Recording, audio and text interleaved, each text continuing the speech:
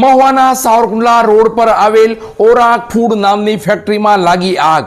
મહુવા નગરપાલિકાની fire fighter ટીમે ઘટના સ્થળે જઈ પાણીનો મારો ચલાવી આગને લીધી કાબૂમાં.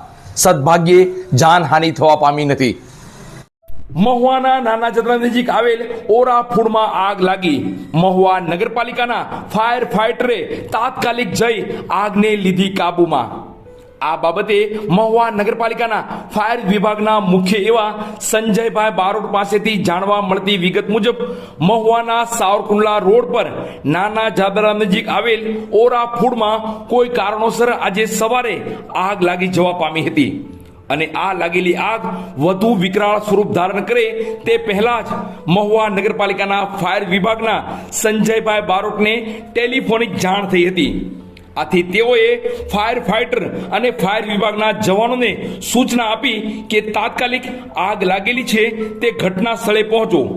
મહુવા પાલિકાના ફાયર ફાઈટરની ટીમ સ્થળે પહોંચી અને આગ વિકરાળ સ્વરૂપ ધારણ કરે તે પહેલા જ આગને પાણીનો મારો ચલાવી કાબૂમાં લીધી હતી. આ ઓરાફૂડમાં લાગેલી આગનું કોઈ ચોક્કસ કારણ જાણવા મળેલ નથી.